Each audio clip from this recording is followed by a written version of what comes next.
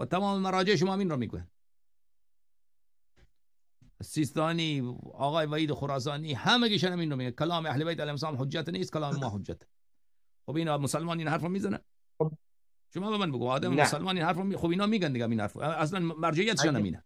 اگه همین حرفو نگن مرجع نیستن.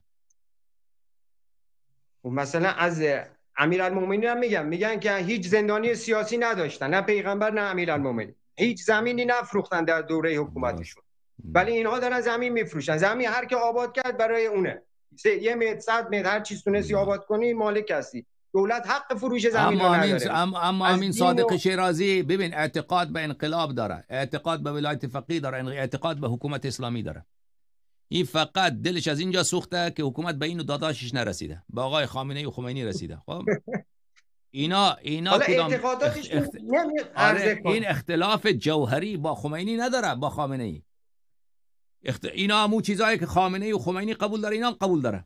خامنه‌ای و خمینی اعتقاد به ولایت فقیه داره، اینا هم داره. اونا هم اعتقاد به انقلاب داره، اینا هم دارن. حکومت اسلامی هر دوشون قبول داره. اینا فقط آمدن مثلا به این که اصل کتاب را مثلا آدم قبول داشته باشه، این کتاب صحیح بخاری درسته، این اصل صحیح بخاری را ما قبول بکنیم، بعد بگیم که این جلدشه مثلا شما چرا زرد نوشتهش زرد رنگ، این باید نوشتهش سرخ رنگ می بود. بیاین به این بحث بکنیم. این جنگ ایشان با خامنه‌ای بر سر اینه، بر سر جزئیات نه بر سر اصل مسئله.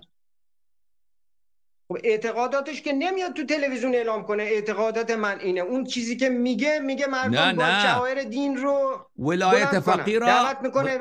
ببین اگر اعتقادات منظور به خدا و پیغمبر و 12 امام، او که خامنه‌ای، آقای سیستانی، آقای خمینی، حتی صادق خلخالی اونم که منکر 12 امام که نبود، درسته؟ شما جای شنیدی که صادق خلخالی گفته باشه من 12 قائد 12 امام روز قیامت من قبول ندارم، یا روز عاشورا را قبول ندارم، عزاداری را قبول ندارم؟ صادق شیرازی، صادق خلخالی، همگیشون اینا را قبول داره. اون چیزایی را که اینا ببین اختلاف ما با دجالیه بر سر خدا و پیغمبر که نیست، بر سر 12 امام که نیست، اختلاف ما بر ولایت فقیه انقلاب ایناست. اینا هر دوشون اونو قبول داره دیگه. اونها مردم رو دعوت نمیکنن به سوی حق، اونها مردم به سوی خودشون دعوت میکنن، میگه از ما تقلید کنید که الله با خدا میدونه که تمام مراجع مردم را به سوی خود دعوت میکنه. همین صادق شیرازی اینقدر، این گروه شیرازی اینا اینقدر حریصن بر این که مردم از اینا تقلید بکنن که حساب نداره. اصلا کاری نامینه. آره عکس خود چاپ بکنین، بر اون بر بفرست، کتابای خود داداش چاپ بکن، اون کتابایی که هیچ ارزش علمی نداره اونا رو با پولای گزاف چاپ بکن، هر جا بفرست.